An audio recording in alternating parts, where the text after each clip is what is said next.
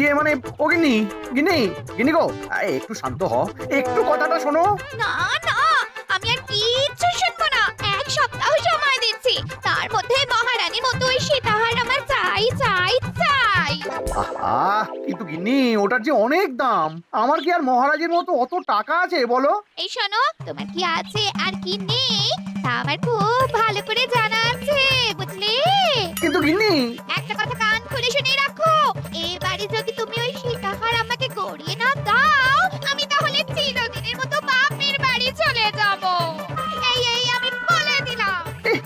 আচ্ছা পড়ে পড়লাম আমি, কি যে করি। দূর, আর ভালো লাগে না।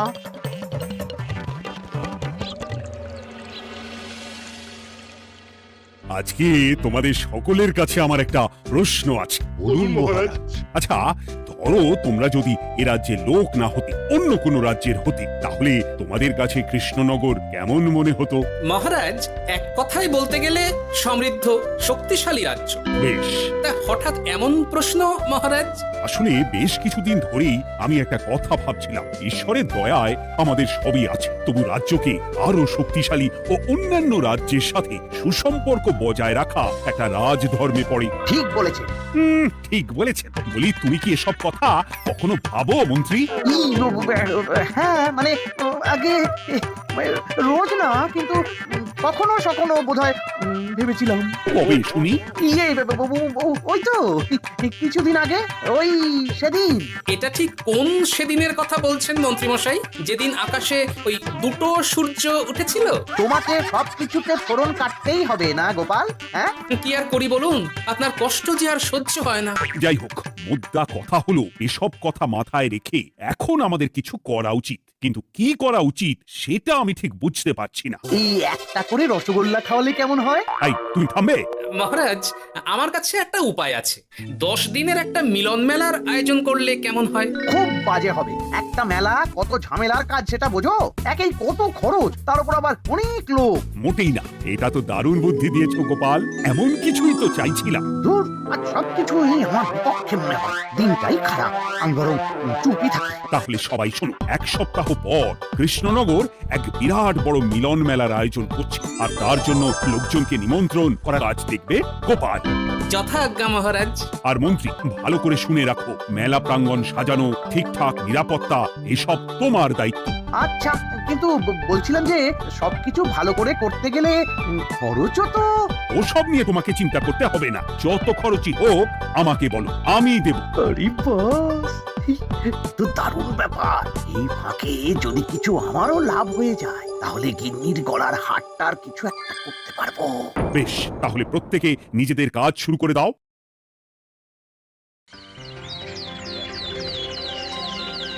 শোনো শোনো শোনো, এক সপ্তাহ পর কৃষ্ণনগর মেলা প্রাঙ্গণে অনুষ্ঠিত হতে চলেছে 10 দিন ব্যাপী মিলন মেলা। সকল গ্রামবাসীকে এই মেলায় আসার জন্য আমন্ত্রণ জানানো হচ্ছে। শোনো শোনো শোনো।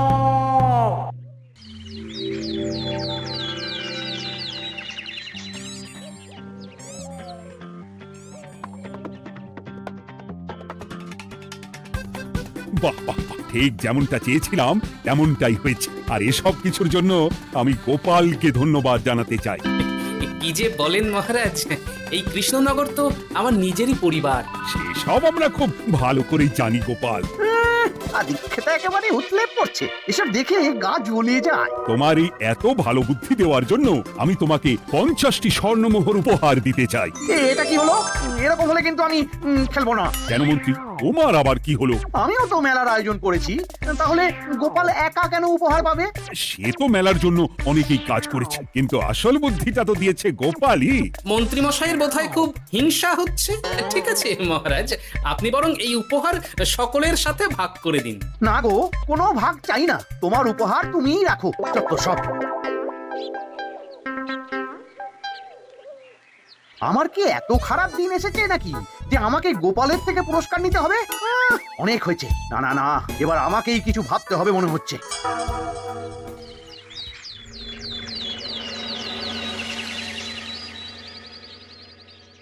আমার আমার সব শেষ হয়ে গেল গো, সব শেষ হয়ে গেল।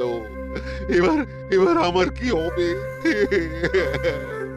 মহারাজ, মহারাজ কিছু একটা করুন, মহারাজ কিছু একটা করুন। চিন্তা করো না, আমি দেখছি যারা দোষী তারা শাস্তি পাবেই। কি শুরু হলো বলো তো হঠাৎ করে? এত বড় বড় চুরি ডাকাতি হয়ে গেল, অথচ কেউ কোনো টেরই পেল না। হ্যাঁ মহারাজ, আসলে রাতের বেলা যখন সবাই ঘুমিয়ে থাকে তখন এই চুরি ডাকাতিগুলো হয়, তাই কেউ কোনো শব্দ পায় না।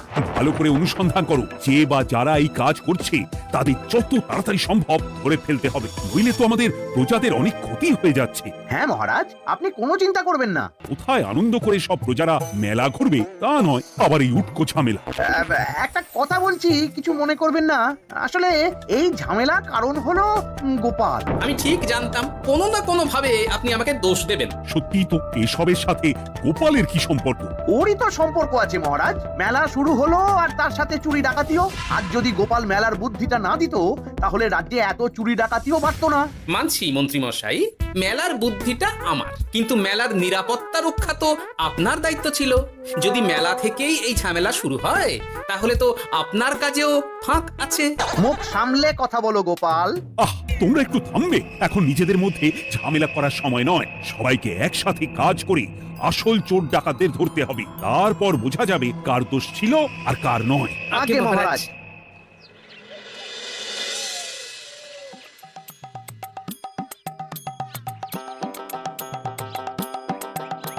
এই তো তুমি এসে গেছো। তাড়াতাড়ি মুখ হাত ধুয়ে বসো, তোমার জন্য একটা জিনিস এনেছি। বলো কি জিনিস? আরে আরে একটু অপেক্ষা করোই না, আমি আনছি। হ্যাঁ বেশ, আনো তাহলে। এই নাও, খাও। মিষ্টি দই। হ্যাঁ গো, খেয়ে দেখো তো কেমন। হ্যাঁ দারুণ সুন্দর স্বাদ তো গিন্নি। কোথা থেকে এনেছো? ভালো, মেলা থেকে এনেছি। ও জন্ম বিনা পয়সায় গো। বিনা পয়সায়? তা কে দিল শুনি? আরে সুজন দইওয়ালা, বড় ভালো ছেলে।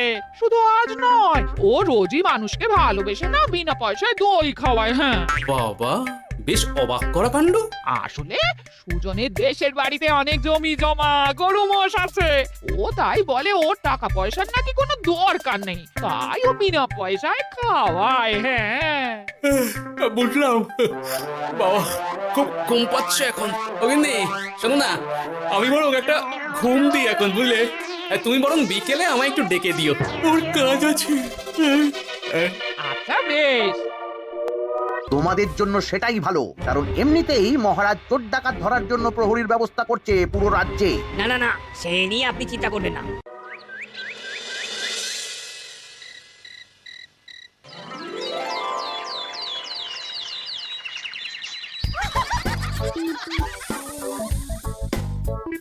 কই গো, ওরে আর কতক্ষণ ঘুম হবে?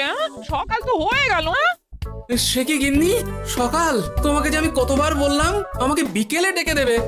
বলি কবেকার বিকেল? গতকালে না আজকে? তোমার বুদ্ধিতে কি বলে গিন্নি? আমার বুদ্ধি নিয়ে কথা বলো, আগে নিজের ঘুমকে দেখো। গতকাল বিকেল থেকে ডেকে ডেকে গলা ব্যথা হয়ে গেল, কিন্তু ওনার ঘুম আর ভাঙে না। হতেই পারে না। আরে না, ওদিকে কাণ্ড দেখো, রাতের খাবার পর্যন্ত পড়ে আছে। হ্যাঁ আজব কাণ্ড। যাই হোক, অনেক দেরি হয়ে গেছে বুঝলে, আমাকে এক্ষুনি রাজসভার জন্য বেরোতে হবে।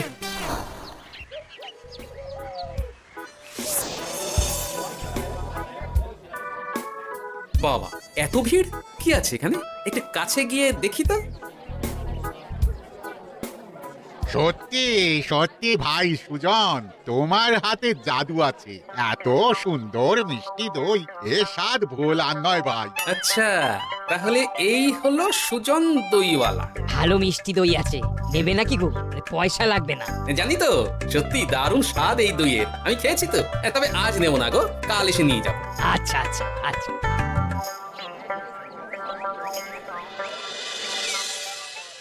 আর কোনো নতুন খবর পেলে ওই ডাকাতদের ব্যাপারে? না মহারাজ, এখনো ঠিক ধরতে পারিনি। ওরা বোধহয় বুঝতে পেরে গেছে যে আমরা খোঁজ করছি। মহারাজ, আমার মাথায় একটা নতুন বুদ্ধি এলো। রাতের বেলা করে সব বাড়িতে পাহারা দেওয়া শুরু করলে কেমন হয়? সব চুরি তো রাতেই হচ্ছে। আরে, এ তো দারুণ বুদ্ধি। কিন্তু মহারাজ, আমাদের রাজ্যের প্রহরীরা রাতের বেলা কি করে পাহারা দেবে? কেন কেন কি সমস্যা? অনেক সমস্যা আছে, তাদের শরীর খারাপ হতে পারে। তার চেয়েও বড়, রাত জেগে থাকলে দিনে তারা সকলে ঘুমোবে, তখন পুরোটাই বেকার হবে। কিচ্ছু বেকার হবে না মন্ত্রী মশাই, আমাদের প্রচুর সেনা আছে, তাদের সকলকে দায়িত্ব ভাগ করে দিলেই হয়ে যাবে। তুমি বেশি বোঝো। গোপাল তো কিছু ভুল বলেনি মন্ত্রী, আমরা পাহারা বাড়াবো। আমি আজই সব সেনাদের সাথে কথা বলছি। সেনাপতি, তুমিও এই ব্যাপারটা একটু দেখো। যথাজ্ঞা মহারাজ।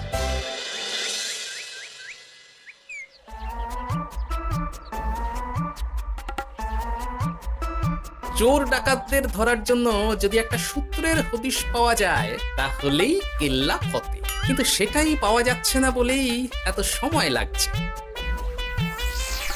আরে ওটা মন্ত্রী মশাই মনে হচ্ছে না? আড়ালে দাঁড়িয়ে এরকম কার সাথে কথা বলছে? এবার আমি যা বলছি ভালো করে শোনো। আজ রাতে মেলার পিছনের দিকে যে মাঠটা আছে সেখানে চলে এসো, বাকি কথা ওখানেই হবে। এই জায়গা নিরাপদ নয়। বেশ রহস্যজনক ব্যাপার। মেলার পিছনের মাঠ বললো না? রাতে আমাকেও দেখতে হবে কি হয় সেখানে।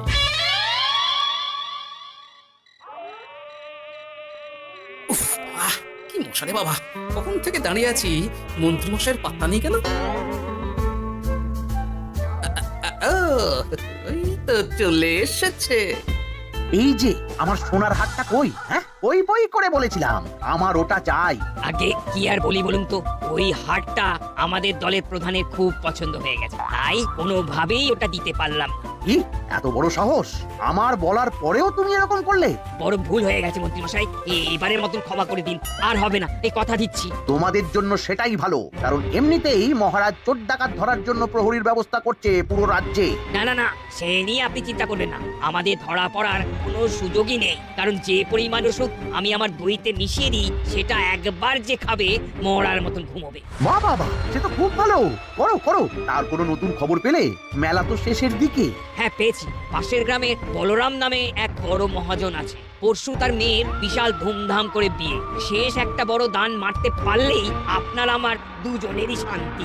আচ্ছা, এই ব্যাপার তাহলে। এসব কিছুর পেছনে মন্ত্রী জড়িত। এইবার বুঝতে পারছি কেন রাতের পাহারাতে ওনার এত আপত্তি ছিল। কিন্তু ওই লোকটাকে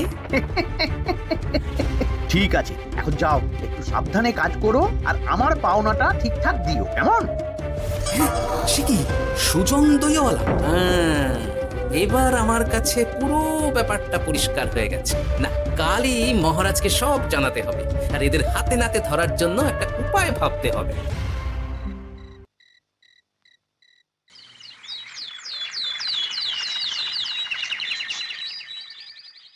আরে এসো এসো, তোমার জন্যই তো অপেক্ষা করছিলাম। কি এমন জরুরি কথা আছে যে একান্তে দেখা করতে চাইলে? কোন মুখে বলি মহারাজ, শস্যের মধ্যেই যখন ভূত তখন আর কি। মানে একটু খুলে বলো তো কি হয়েছে? আমাদের রাজ্যের এই এত বড় বড় চুরি ডাকাতির পিছনে কারা আছে সেটা আমি জানতে পেরে গেছি মহারাজ। হ্যাঁ, এ তো দারুণ খবর। তাহলে আমরা এখানে কি করছি? এখনই তাদেরকে গিয়ে বন্দি করি? না মহারাজ, আমাদের হাতে কোনো প্রমাণ নেই, তাই ওইভাবে বন্দি করতে পারবেন না। কেন বলো তো, কারা আছে পেছনে? সেটা আপনি নিজের চোখেই দেখে নেবেন পরে। তবে এটা জানিয়ে রাখি, আমাদের মন্ত্রী মশাইও যুক্ত আছেন। কি? আমাদের মন্ত্রী? এত বড় বিশ্বাসঘাতকতা! আমি এখনই নিজের হাতে ওকে বন্দি করতে চাই। না না না না মহারাজ, সেটা করলে বাকি ডাকাতদের ধরতেই পারবেন না। তাহলে উপায়? আমি জানতে পেরেছি এই ডাকাতদের পরের নিশানা হলো পাশের গ্রামের বলরাম মহাজনের বাড়ি। বলরাম মহাজন? কাল তোর মেয়ের বিয়ে, আমাদেরও তো নিমন্ত্রণ আছে সেখানে। তাহলে তো আরোই সোনায় সোহাগা। শুনুন মহারাজ, আমার মাথায় দারুণ এক বুদ্ধি এসেছে। সে কি? হ্যাঁ, আপনি কোনো চিন্তা করবেন না, আমি শুধু যা বলছি সেটা করুন, বাকিটা আমি সামলে নেব। তবে দেখবেন যেন মন্ত্রী মশাই এসবের কিচ্ছুটি টের না পায়। বেশ বেশ বেশ।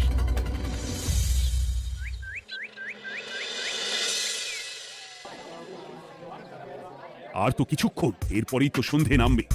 তোমার সবকিছু তৈরি তো? হ্যাঁ মহারাজ।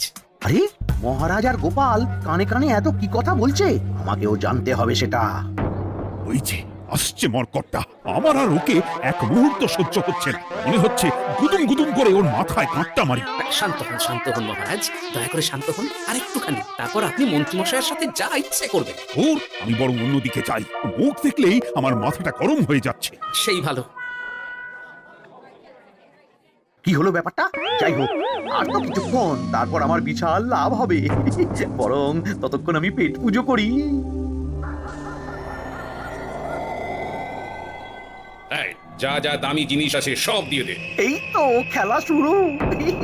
এবার আর আমায় পায় কে? ও বাবা, এরা আবার কারা?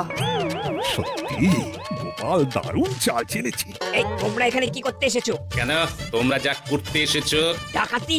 এমন তো কোনো কথা ছিল না। কার দলের লোক তোমরা? মন্ত্রী মশাইয়ের দলের লোক। এই রে, কি বলছে সব? কোথায় কোথায়? এই মন্ত্রী মশাই, এই কি বলছে এরা? আপনি দু নৌকোয় পা দিয়ে চলছেন। আমরা থাকতে আপনি আরো এক ডাকাতের দলের লোককে ডেকেছেন। কি মন্ত্রী, শেষে কিনা তুমি? কি খেয়েছে রে, আর বোধহয় বাঁচতে পারবো না। কই চুপ কেন? বলুন, মন্ত্রী মশাই সোনার হার ডাকাতি করে আপনাকে দেওয়ার জন্য এখানে ডেকেছেন। কি সোনার হার? আমাকেও তো একই কথা বলেছে। আপনি আমাদের থেকে খবর নিয়ে অন্য দলকে কাজ দিয়েছেন। এই না না, মিথ্যে কথা। কিসের মিথ্যে? আপনি ছাড়া তো আর কেউ জানতো না এখানের কথা। না গো, আমি শুধু তোমাদেরকেই কাজ দিয়েছি একদম শুরু থেকে। আর কোনো ডাকাতের দলকে আমি চিনি না। আমি তো নিজেই প্রথম শুনছি।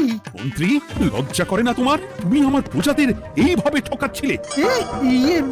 মানে মহারাজ, আমি আসলে অনেক হয়েছে মন্ত্রী মশাই, আপনি ধরা পড়ে গেছেন। প্রহরী, বন্দি করো সবাইকে, আর মন্ত্রীকেও। আমাকে ক্ষমা করে দিন মহারাজ, আমি ইচ্ছা করে এটা করিনি। আসলে আমার গিন্নি কদিন ধরেই মহারানীর সীতাহারের মতো দেখতে হার বায়না করেছে। তার জন্য তুমি নিজেদের লোকেদের থেকেই চুরি করবে? আর কি করব বলুন, এক সপ্তাহের মধ্যে হার না দিলে বাড়ি ছেড়ে চলে যাবে বলেছে। তাই আমি এখন আপনি যেটা করেছেন সেটা যদি আপনার গিন্নি জানতে পারে তাহলেও বাড়ি ছেড়ে চলে যাবে। শাস্তি তো তোমাকে পেতেই হবে মন্ত্রী। আয়, কে আছো? শোনো, মন্ত্রীকে মুখে কালি মাখিয়ে গাধার পিঠে বসিয়ে সারা রাজ্য ঘোরাও, এটাই ওর যোগ্য শাস্তি। আর গোপাল, তোমার বুদ্ধির প্রশংসা করতেই হয়। তোমার পুরস্কার আমি কাল রাজসভায় দেব। দূর দূর, জীবনে বিয়ে করাই ভুল হয়েছে আমার।